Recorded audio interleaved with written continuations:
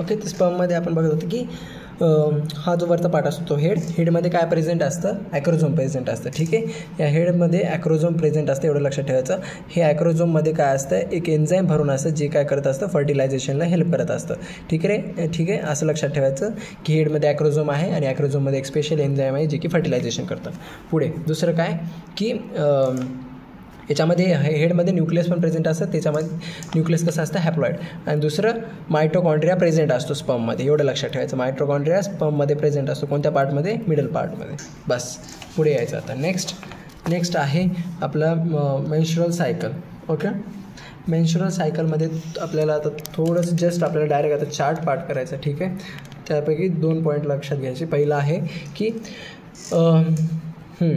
Menstrual cycle म्हणजे आपण menstrual cycle म्हणजे कसं असते, पूर्ण 28 दिवसाचा जो पिरियड असतो त्याला पूर्णला आपण काय म्हणतो, menstrual cycle.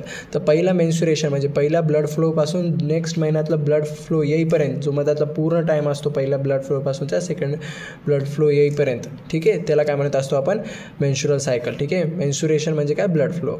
Okay, menstrual cycle कोणाकोणामध्ये होत असते, मंकीजमध्ये होत असते, ॲपेक्समध्ये होत असते, ह्युमनमध्ये होत असते. लक्षात, तर एवढं लक्षात ठेवायचं. पुढे नेक्स्ट काय दिलेलं आहे की मेन्स्ट्रुअल सायकल आता जेव्हा सुरू होत असते, कधी सुरू होते, बिगिन्स ॲट प्युबर्टी. ठीक आहे, मेन्स्ट्रुअल सायकल कधी सुरू होत असते, प्युबर्टीमध्ये. तर त्या सुरू होणाऱ्या टाईमला आपण काय म्हणतो असतो, म्हणजे जेव्हा मेन्स्ट्रुएशन सुरू होतं त्याला आपण काय म्हणतो, मेनार्क. आणि जेव्हा एंड होतं, कधी मेन्स्ट्रुअल सायकल जेव्हा एंड होतं, म्हणजे काय एंड म्हणजेच काय दिलेलं आहे, सीजेस ॲज 50 इयर्स. म्हणजे जेव्हा वय वर्ष 50 होतं त्यावेळी मेन्स्ट्रुअल सायकल संपते, त्यावेळेस आपण त्याला काय म्हणत असतो, मेनोपॉज लागला म्हणत असतो. ठीक आहे, तर या मेनार्कपासून मेनोपॉज याच्या मधात जो फेज असतो त्याला आपण रिप्रोडक्टिव्ह फेज म्हणतो. ठीक आहे, त्याच्यामध्ये म्हणजे आपण नवीन बाळांना जन्म देऊ शकतो. ठीक आहे, एवढं लक्षात ठेवायचं. पुढे म्हणजे जर menstrual cycle lack of cycle म्हणजे काय, मेन्स्ट्रुअल सायकल झाली नाही तर त्याचे रिझन्स काय असू शकतात. एक तर प्रेग्नन्सी असू शकते, प्रेग्नन्सीमध्ये मेन्स्ट्रुअल सायकल होत नाहीत, किंवा स्ट्रेसमुळे काय होतात की मेन्स्ट्रुअल सायकलचे डेज मागे पुढे होतात, किंवा पुअर हेल्थ चांगली नसेल तर. हे एवढं लक्षात ठेवायचं. Average duration in humans, menstrual सायकलची ॲव्हरेज ड्युरेशन इन ह्युमन्स काय आहे, 28 to 29 days. ठीक आहे, आता एक असा एक पार्ट लक्षात ठेवायचा.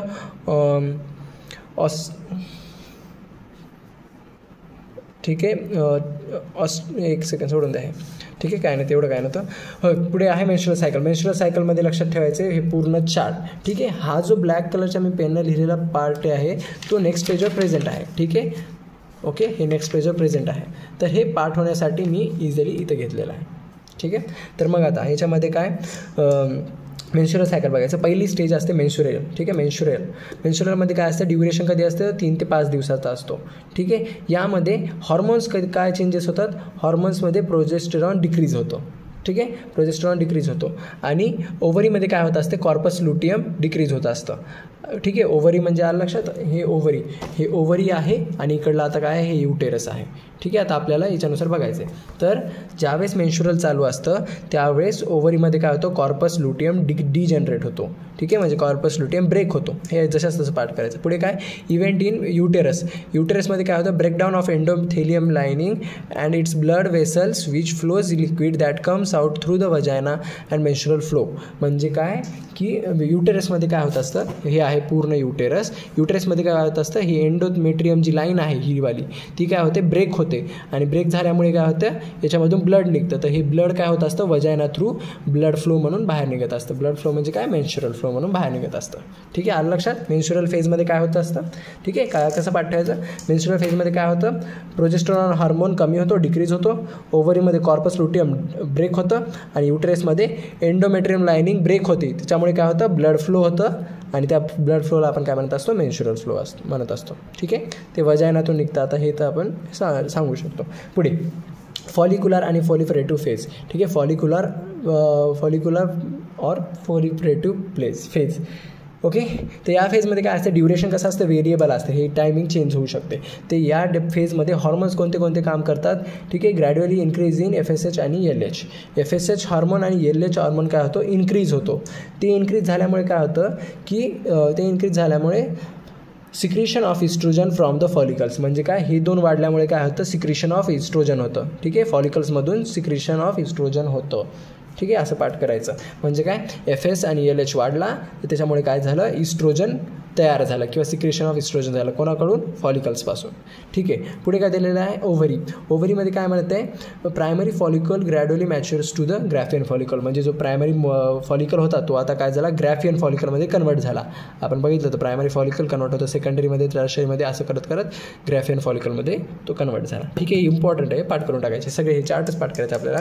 पुढे युटेरसमध्ये काय होतं असतं, endometrium regenerate through the proliferation. म्हणजे काय, आपण पहिल्याच याच्यामध्ये पाहिलं होतं मेन्स्ट्रुअलमध्ये की एंडोमेट्रियमची जी लाईन होती ती काय गेली, ती ब्रेक होऊन ब्लडद्वारे ब्लडसोबत म्हणजे ब्लड फ्लो होऊन निघून गेली ती. ठीक आहे. तर मग आता या फॉलिक्युलर फेजमध्ये काय होते, ही वापस बनत असते, वापस बनायला सुरू होते, रिजनरेट होते ही एंडोमेट्रियम, वापस म्हणजे वापस बनायला सुरू होते. ठीक आहे. तर याला आपण सेंटेन्स असं पाठ करायचं, एंडोमेट्रियम रिजनरेट्स थ्रू द प्रोलिफरेशन. पुढे ओव्ह्युलेशन. आता ओव्ह्युलेशन म्हणजे काय, ज्या फेजमध्ये असा ओव्हम फॉर्म होत असतो. ठीक आहे. एक फॉर्म होत असतो तो. तर हा कसा असतो, ड्युरेशन कधी आहे, 14th day or middle of the cycle.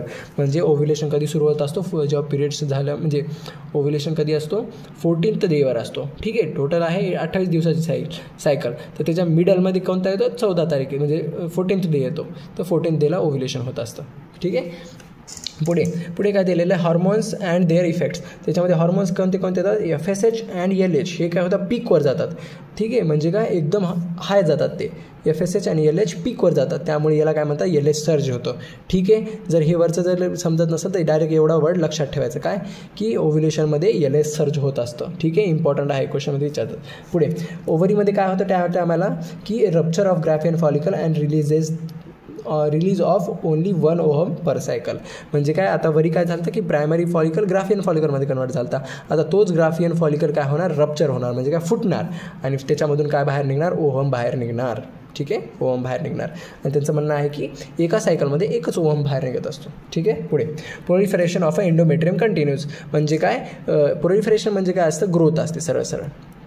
Okay, growth असते. तर ग्रोथ ऑफ एंडोमेट्रियम कंटिन्यूज म्हणजे जे वरी काम सुरू झालं तर एंडोमेट्रियम तयार व्हायचे, नवीन लाईनिंग तयार व्हायची, ती आता पुढे काय ना कंटिन्यूज, इथं पण तेच ग्रोथच चालू असणार, कंटिन्यू ग्रोथ चालू असणार. पुढे आता नंतरचा फेज आहे लास्टवाला, ल्युटिनाइल ऑर सिक्रेटरी फेज म्हणतो आपण याला. ठीक आहे. हे कधी असतो, हा फिक्स्ड 14 दिवसांचा असतो. ठीक आहे. 14 डेजचा असतो.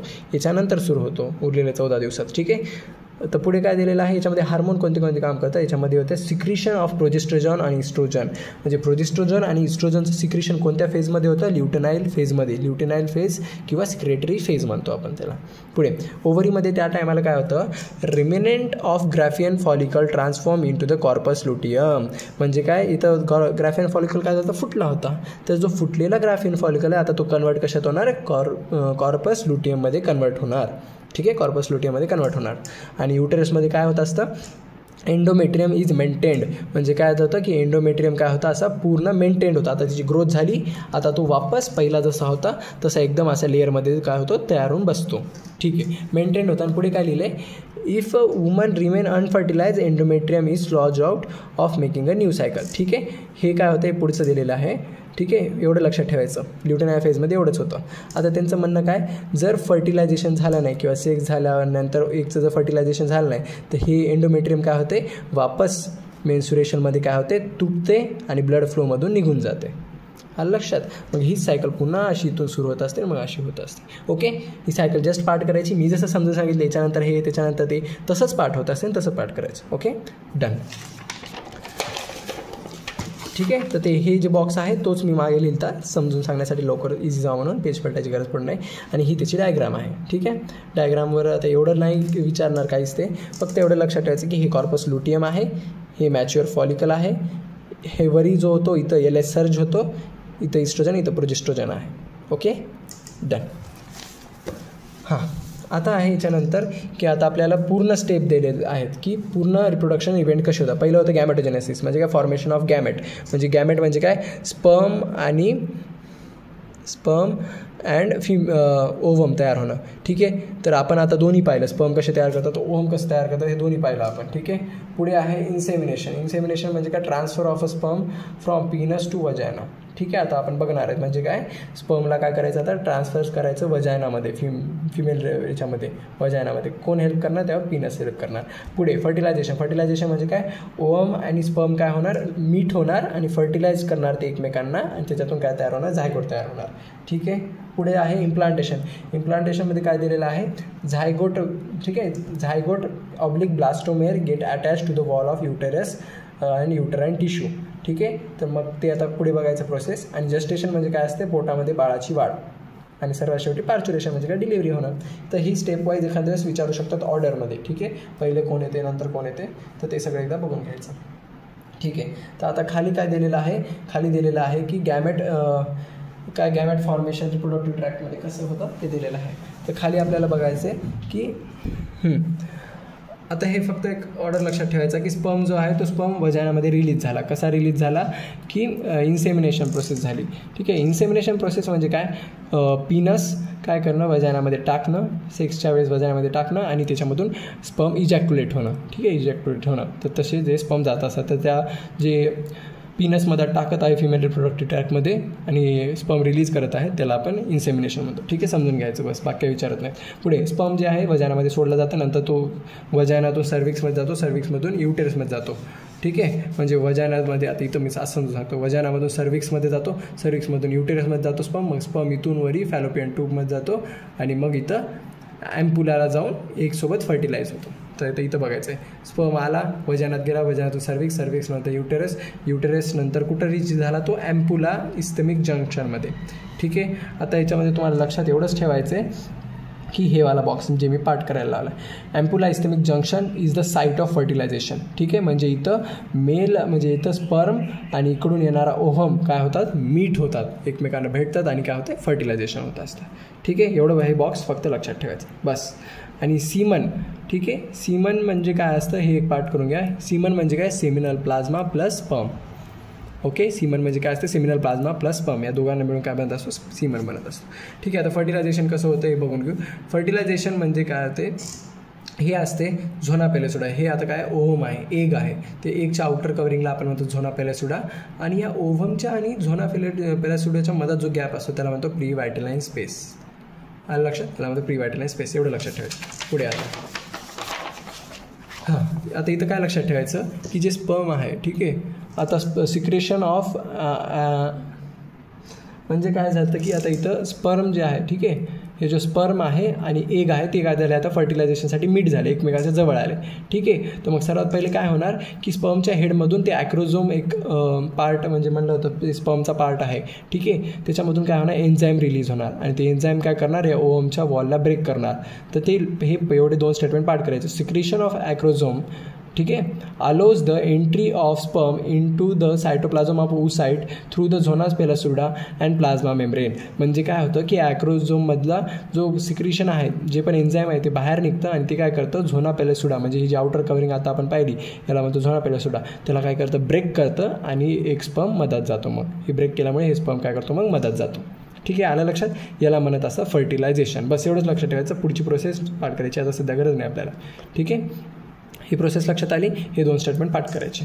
ओके, आणि एवढं एक क्वेश्चनमध्ये खूपदा असं विचारतं, तर एवढं लक्षात घ्यायचं, ॲट ए टाईम एक स्पर्म एकदाच जाणार. आता जर हे स्पर्म एकदा मधात गेला की काय होणार, आजूबाजूचे स्पर्म काय होणार, मरून जाणार. ठीक आहे, असं लक्षात ठेवायचं. क्वेश्चनमध्ये घुमून फिरून विचारू शकता किती स्पर्म जातात वगैरे, तर ॲट ए टाईम एकच स्पर्म मधात जाते.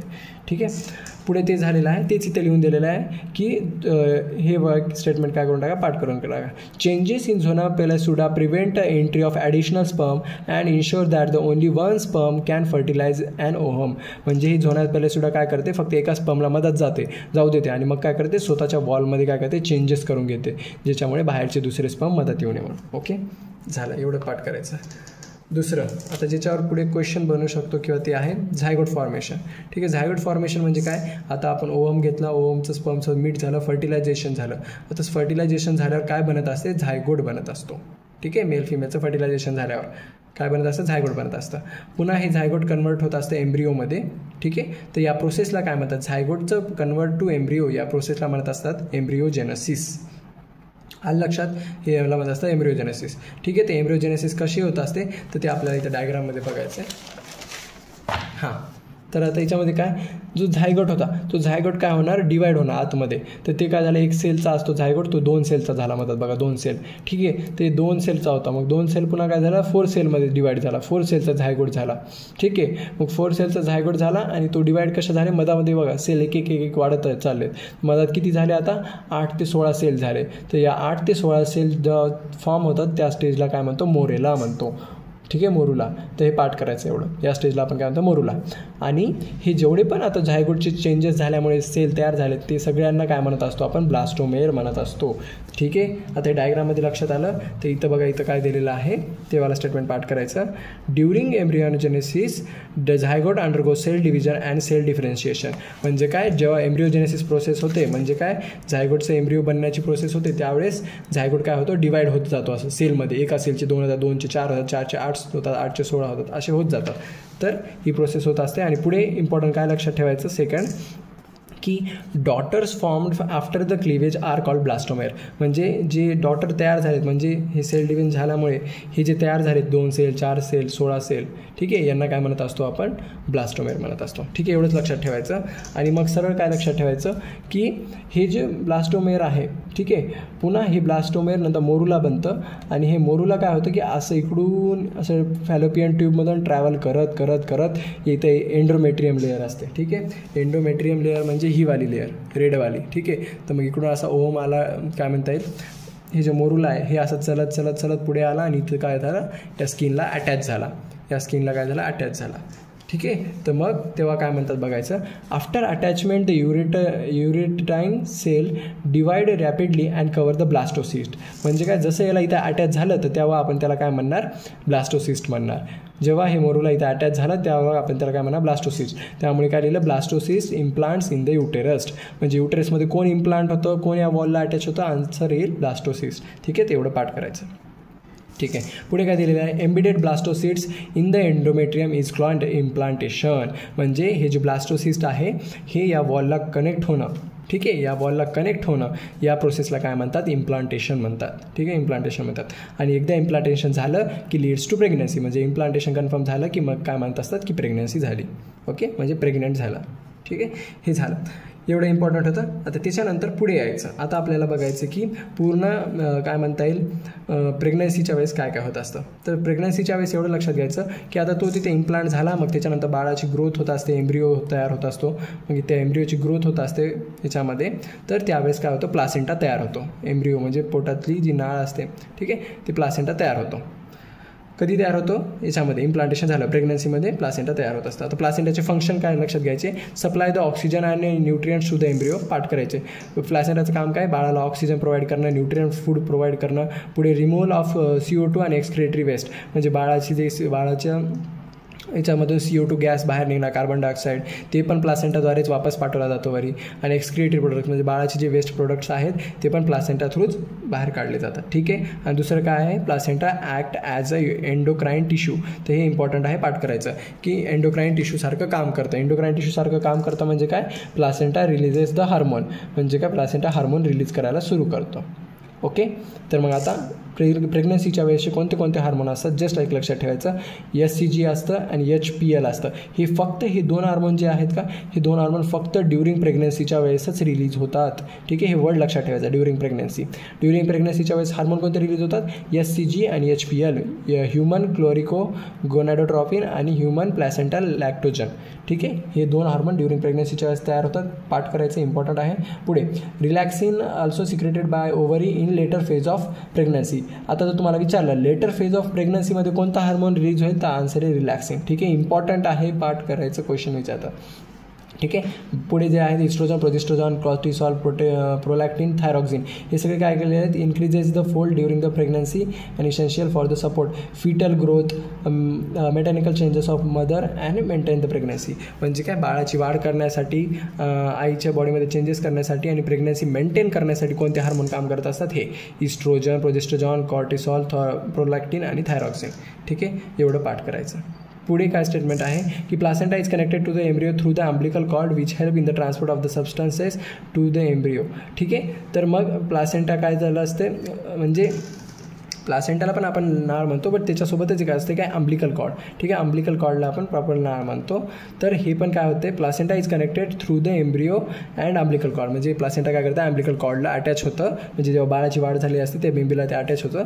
तर त्यावेळेस त्याचं पण काम काय असतं, न्यूट्रिशन प्रोव्हाइड करणं. ठीक आहे, हे लक्षात नाही ठेवलं तरी चालते, बस एवढं लक्षात ठेवायचं. अंब्लिकल कॉर्ड शब्द आला तर कन्फ्यूज नाही व्हायचं, त्याचं काम पण तेच आहे, फूड ट्रान्सफर करायचं. आता आहे जस्टेशन पिरियड. जस्टेशन पिरियड म्हणजे काय, कोणत्या महिन्यामध्ये बाळामध्ये काय काय ग्रोथ होतात एवढंच बघायचं. ठीक आहे, एवढं लक्षात ठेवायचं. डॉगमध्ये जस्टेशन पिरियड म्हणजे काय, प्रेग्नन्सीचा पिरियड किती असतो, तर 63 डेज प्रेग्नेंट असतात. पुढे कॅटमध्ये किती असते, 63 डेज प्रेग्नेंट असतात. एलिफंटची प्रेग्नन्सी पिरियड किती असतो, म्हणजे प्रेग्नेंट किती महिने असतात, 18 ते 22 महिने प्रेग्नेंट असते फिमेल एलिफंट.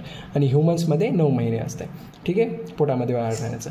आता पहिले लक्षात घ्यायचं, इथं काय दिलेलं आहे, फर्स्ट ट्रायमिस्टर म्हणजे पहिल्या 3 महिन्यामध्ये काय होत असते. ट्रायमिस्टर म्हणजे 3 महिन्याचा सेट. ठीक आहे, फर्स्ट ट्रायमिस्टरमध्ये काय होत असते, म्हणजे पहिला, दुसरा, तिसरा महिना. आपण एकदम नीट बघू. पहिला महिना म्हणजे काय, 4 आठवडे. 4 आठवडे म्हणजे पहिल्या महिन्यात काय काय होत असते, हार्ट फॉर्म्ड होत असते. बस एवढंच बघायचं. हार्ट फॉर्म्ड होते आणि sign of the foetus notice by the listening of the heartbeat through the stethoscope. म्हणजे पहिल्या महिन्यामध्ये हार्ट फॉर्म होते आणि त्याच्यावर आपण काय करू शकतो, बाळाची हार्टबीट ऐकू शकतो. पुढे दुसऱ्या महिन्यामध्ये काय होते, लिम्स आणि डिजिट डेव्हलप होतात. म्हणजे काय, हातपाय यायला लागतात. ठीक आहे, दुसऱ्या महिन्यामध्ये हातपाय यायला लागतात, एवढंच पाठ करायचं. पुढे तिसऱ्या महिन्यामध्ये काय होतं, की एक्सटर्नल जेनाटालिया फॉर्म होते, एवढंच पाठ करायचं. म्हणजे काय, एक्सटर्नल जेनाटल ऑर्गन्स म्हणजे काय, खालचे जे रिप्रोडक्टिव्ह ऑर्गन्स असतील मेल फिमेलचे. ठीक आहे, तर ते तयार होतात एक्सटर्नल जेनाटल ऑर्गन तिसऱ्या महिन्यामध्ये. पुढे काय दिलेलं आहे, 5वा महिना दिला डायरेक्ट. ठीक आहे, 5व्या महिन्यामध्ये काय होतं, डायरेक्ट असं पाठ करायचं. फर्स्ट मुवमेंट ऑफ फिटस म्हणजे पहिल्यांदा बाळ कधी हालचाल करतो, तर 5व्या महिन्यात करतो. ठीक आहे, आणि पुढे काय दिले, appearance of hair on head म्हणजे काय, डोक्यावर केस यायला लागतात 5व्या महिन्यामध्ये. ठीक आहे, हे पाठ करायचं असंच. पुन्हा काय, 6वा महिना. 6व्या महिन्यामध्ये काय होतं, की body is covered with fine hairs. म्हणजे पूर्ण 6व्या महिन्यामध्ये बाळाच्या अंगावर पूर्ण कसे येतात, केस येऊन जातात. आय लिड सेपरेट आणि eyelashes are formed. Eyelid separate म्हणजे काय, आपण डोळे जे पापण्या बंद करून ठेवतो. ठीक आहे, तर ते बाळाच्या पहिले पॅक असतात. तर मग जेव्हा फर्स्ट टाईम कधी उघडतात, तर सेपरेट होतात, वेगळे होतात. कधी, 6व्या महिन्यामध्ये. आणि त्याच्यावर आय लॅशेस येतात म्हणजे काय होतात, केस येतात पापण्या म्हणजे पापणीवर. ठीक आहे, पुढे काय दिलेलं आहे, की 9वा महिना.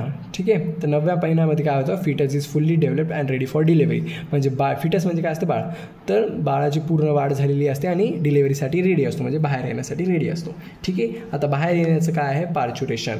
ठीक आहे, पार्च्युरेशन आता बाहेर येण्यासाठी. बाहेर येताना काय होत असते, एवढं लक्षात घ्यायचं, की सरळ काय होते, आता इथूनच पाठ करायचं. काय, signal for the parturition originate from. आता हे क्वेश्चन विचारतात, खूप इम्पॉर्टंट आहे, की आता कसं कळणार की डिलिव्हरी येणार आहे की नाही. तर काय होते, की फुल्ली डेव्हलप फिटस म्हणजे बाळ काय करतो, सिग्नल तयार करतो की मी आता डेव्हलप झालो आहे पूर्ण. आणि प्लासेंटा पण काय म्हणतो, की आता डिलिव्हरीची वेळ झाली. हे दोन्ही काय करत असतात, सिग्नल्स फॉर पार्च्युरेशन ओरिजिनेट म्हणजे काय, डिलिव्हरी करायची म्हणून ब्रेनला सिग्नल कोण पाठवतात, कॉयटस आणि प्लासेंटा. ठीक आहे, fully develop foetus fully develop foetus आणि प्लासेंटा हे दोन्ही काय करतात, सिग्नल तयार करतात. इम्पॉर्टंट आहे, पाठ करून घ्यायचं. ठीक आहे, तर मग याच्यामुळे काय होते, की मग नंतर मग leads to the mild contraction. म्हणजे काय, इथं आता कॉन्ट्रॅक्शन व्हायला तयार होतं, पोटामध्ये कॉन्ट्रॅक्शन चालू होतात. मग नंतर काय होते, फिटल इजॅक्युलेशन रिफ्लेक्स तयार होते. आता फिटल इजॅक्युलेशन रिफ्लेक्स म्हणजे काय, की आता हे माइल्ड कॉन्ट्रॅक्शन तयार झालं की म्हणजे ते फिटल इजॅक्युलेशन रिफ्लेक्स चालू होते. त्याच्यामध्ये काय होत असतं, की oxytocin from the posterior pituitary of the mother. म्हणजे काय, जसं पहिलं कॉन्ट्रॅक्शन झालं की काय होत असते, की ऑक्सिटोसिन रिलीज होते. ठीक आहे, ऑक्सिटोसिन रिलीज होते. मग ऑक्सिटोसिन रिलीज झालं की मग काय होते, अजून स्ट्रॉंग कॉन्ट्रॅक्शन होते. ठीक आहे, ऑक्सिटोसिन हार्मोन आहे, मग ते काय करते, की अजून स्ट्रॉंग कॉन्ट्रॅक्शन करते, म्हणजे अजून जोरात दाबायला लागते. ठीक आहे, मग काय होत असते, हीच प्रोसेस डबल होत असते. म्हणजे काय, की पुन्हा आता काय झालं, कॉन्ट्रॅक्शन झालं. मग कॉन्ट्रॅक्शन झाल्यामुळे काय होते, वापस मॅसेज जाते कोणाला, ब्रेनला, की आता कॉन्ट्रॅक्शन सुरू झाले. मग ब्रेन काय करते, ऑक्सिटोसिन रिलीज करते. मग ऑक्सिटोसिन काय करते, अजून मोठं कॉन्ट्रॅक्शन देते. तर मग काय होते, मग हीच सायकल अशी वापस जाते. मग कॉन्ट्रॅक्शन झालं की हे मॅसेज जाते ब्रेनला, मग ब्रेन म्हणते अजून ऑक्सिटोसिन रिलीज करा. मग अजून ऑक्सिटोसिन रिलीज झाली की अजून कॉन्ट्रॅक्शन चालू होते. तर ही प्रोसेस पुन्हा चालू असते. ठीक आहे, तर हे असे चालते. मग असं काय होते, असंच कॉन्ट्रॅक्शन करत काय होते, expulsion of a baby through the birth canal. म्हणजे असंच कॉन्ट्रॅक्शन पडत राहतात कंटिन्यू. त्याच्यामुळे काय होतं, बेबी बाहेर निघतो. ठीक आहे, बेबी बाहेर निघाला तर एक्सपल्शन ऑफ प्लॅसेंटा होत आहे. म्हणजे काय, नंतर मग प्लॅसेंटा काढून टाकलं जाते. ते मधात पोटात जे बाळाचं पण उरलेलं असेल ते सगळं प्लॅसेंटा बाहेर काढून टाकलं जाते. आलं लक्षात. ठीक आहे, तर ही प्रोसेस जस्ट अशी एकदा स्टेप बाय स्टेप वाचून घ्यायची. आणि काम कोणाचं असतं, ऑक्सिटोसिनचं मेन काम असतं, एवढं लक्षात ठेवायचं. ओके, ठीक आहे. आणि बर्थ कॅनल म्हणजे काय, आपण मागे पाहिलं होतं, इथं पण पाहून घ्या. Birth canal is equals to cervical canal plus vaginal canal. Okay, done. आता याच्यामध्ये काय होते, जर एखाद्या वेळेस जर बॉडीमध्ये जर ऑक्सिटोसिन रिलीज नाही झालं तर डॉक्टर्स काय करत असतात, ऑक्सिटोसिनचे इंजेक्शन देत असतात फिमेल पेशंटला, ठीक आहे, ऑक्सिटोसिन वाढवण्यासाठी. झालं. आता नेक्स्ट, आता बाळ बाहेर आलं तर बाळाला दूध पिण्यासाठी काय स्ट्रक्चर आहे, ते आहे मॅमरी ग्लँड. ठीक आहे, मॅमरी ग्लँड असतं. मॅमरी ग्लँडमधलं आपल्याला काय लक्षात ठेवायचं की मॅमरी ग्लँडला सपोर्ट कोण करतो, म्हणजे मॅमरी ग्लँड म्हणजे काय, ब्रेस्ट. तर ब्रेस्टला सपोर्ट कोणतं करते, पेक्टोरालिस मेजर मसल सपोर्ट करतात. ओके, यावेळेस हे क्वेश्चन यायचे चान्सेस मला तरी वाटत आहेत की येईल, कारण हे क्वेश्चन खूप इम्पॉर्टंट आहे. खूपदा इग्नोर करतात सगळेजण. काय की ब्रेस्टला कोणतं मसल काय म्हणता येईल सपोर्ट करतं, तर पेक्टोरालिस मेजर मसल सपोर्ट करतो. ओके, याच्यामध्ये लक्षात घ्यायचं काय असतं की ग्लँड्युलर टिश्यू असतात. हे ग्लँड्युलर टिश्यू असतात. Glandular tissue divides into 50 to 20 mammary lobes. ठीक आहे, मॅमरी लोब्समध्ये असे मोठे मोठे जसे लोब्समध्ये तयार होतात. तर मॅमरी लोब्समध्ये काय असतात, मॅमररी अल्व्हिओलस. ठीक आहे, मॅमररी अल्व्हिओलस म्हणजे असे छोटे छोटे छोटे छोटे पाऊच असतात. ठीक आहे, याच्यामध्ये कशामध्ये, मॅमरी लोबच्यामध्ये असे छोटे छोटे पाऊच असतात, त्याला म्हणतो आपण मॅमरी अल्व्हिओलस. मॅमररी इम्पॉर्टंट काय, मॅमरी अल्व्हिओलसमध्ये काय होत असते, secrete and store of milk. ठीक आहे, म्हणजे काय, मॅमरी अल्व्हिओलसमध्ये काय होत असते, दूध तयार पण होत असते आणि त्याच्यामध्ये स्टोअर होत असते. इम्पॉर्टंट आहे, पाठ करून घ्यायचं. ठीक आहे, दूध कशात तयार होते, मॅमरी अल्व्हिओलसमध्ये, आणि स्टोअर कशात होते, मॅमरी अल्व्हिओलसमध्ये. ठीक आहे, पुढे काय होते, हे की मॅमरी अल्व्हिओलस काय होतात, मॅमरी ट्युब्युल्सला कनेक्ट होतात. मग हे सगळे जे असे छोटे छोटे पाऊच आहेत हे सगळे एका पाईपला कनेक्ट होतात, ते आहे मॅमरी ट्युब्युल्स. मग काय होते, mammary tubules join to form mammary ducts. म्हणजे काय, आता हे एका याच्या घरातलं झालं, मग असे खूप सारे असतात, तर या सगळ्यांचे पाईप जॉईंट होतात, म्हणजे सगळे मॅमरी ट्युब्युल्स एका ठिकाणी जॉईंट होतात. तर ते कशात जॉईंट होतात, मॅमरी डक्टला. मग हे मॅमरी डक्टला जॉईंट झाले शेवटी, तर मग मॅमरी डक्ट पुढे जाऊन कुठे येतो, मॅमरी अम्पुलामध्ये येतो. मॅमरी अम्पुला म्हणजे काय, हे निप्पलचा खालचा एरिया. ठीक आहे, इथं सगळे डक्ट्स येऊन जॉईंट होतात. कोणते डक्ट, मॅमरी डक्ट सगळे येऊन जॉईंट होतात. तर मग हे सगळे मॅमरी डक्ट मॅमरी अम्पुलामध्ये येतात, आणि सर्वात शेवटी मग मॅमरी अम्पुला लॅक्टिफेरस डक्ट. लॅक्टिफेरस डक्ट म्हणजे काय, निप्पलमध्ये असतं तो डक्ट, एक पाईप. ठीक आहे, त्याला कनेक्ट करतात, आणि मग त्या लॅक्टिफेरस डक्टमधून बाळ दूध पित असतं सक करून. ओके, आलं लक्षात. ही ऑर्डर विचारतात. ठीक आहे, कोणामध्ये आहे, तर हे एकदा दोनदा तीनदा वाचून पाठ करून घ्यायचं. Okay, done. आणि दुसरं काय दिलेलं आहे की मॅमरी ग्लँड्समध्ये काय, secrete the milk and the child birth helps to mother for feeding. Newborn process is called lactation. म्हणजे काय, मॅमरी ग्लँड्स काय करत असतात की दूध तयार करणं आणि बाळाला दूध पाजवणं, या सगळ्या प्रोसेसला काय म्हणत असतात, लॅक्टेशन म्हणत असतात. ठीक आहे, आणि जे दूध असतं, पहिलं दूधला आपण म्हणत असतो कॉलेस्ट्रम, आणि त्याच्यामध्ये अँटीजन कोणतं असतं, अँटीबॉडी कोणती असते, IgA असते. ठीक आहे, आपण हे ह्युमन हेल्थ डिसीजमध्ये पण पाठ करणार आहोत, पण इथं पण लक्षात घ्यायचं की दुधामध्ये काय असते, कॉलेस्ट्रॉम. तर कॉलेस्ट्रॉममध्ये कोणती अँटीबॉडी असणार, IgA. Okay, done.